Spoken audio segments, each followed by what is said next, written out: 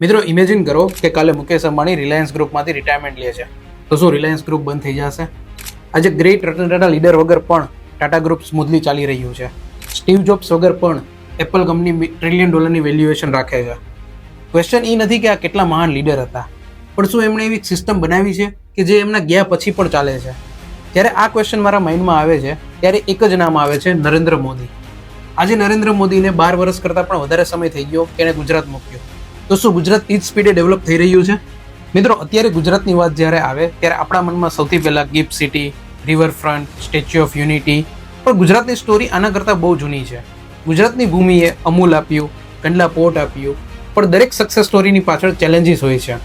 Power issue, વિલેજમાં electricity નહોતી, water crisis, investment નહોતું અને ઇન્ફ્રાસ્ટ્રક્ચર લિમિટેડ હતું. અને ત્યારે જ 2001માં નરેન્દ્ર મોદી એના વિઝન સાથે વર્ક કરવાનું સ્ટાર્ટ કરે છે.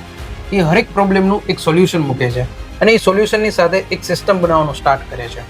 ફર્સ્ટ, ઇલેક્ટ્રિસિટી સોલ્યુશન, જ્યોતિગ્રામ યોજના. નરેન્દ્ર મોદીએ રેસિડેન્શિયલ અને કોમર્શિયલ બંનેની પાવર સપ્લાય લાઇન અલગ કરી નાખી.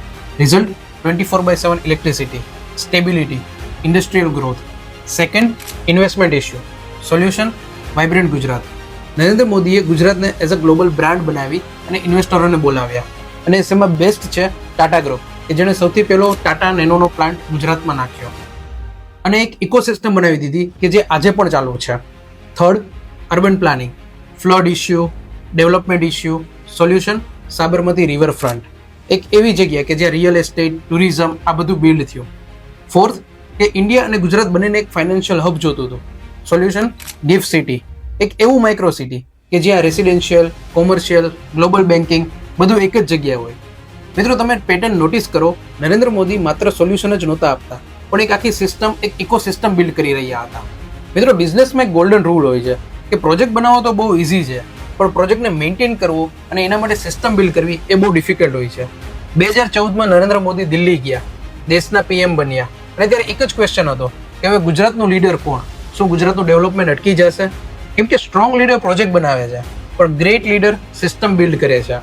મિત્રો, 2014 પછી જો તમે ઓબ્ઝર્વ કરો તો એક ઇન્ટરેસ્ટિંગ ઓબ્ઝર્વેશન છે.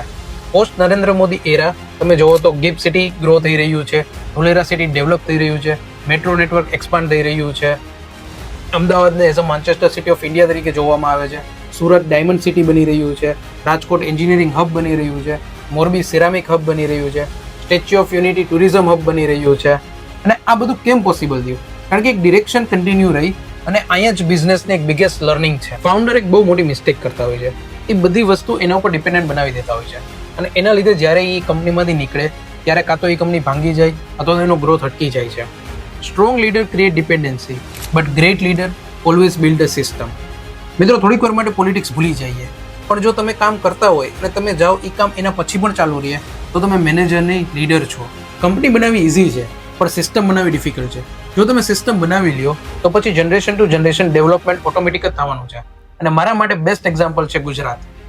Good leader doesn't create only followers, but create a system which will work even after he leaves. Thank you for watching this video. If you like the video, then please subscribe to this channel and comment down which is your favorite part in Gujarat.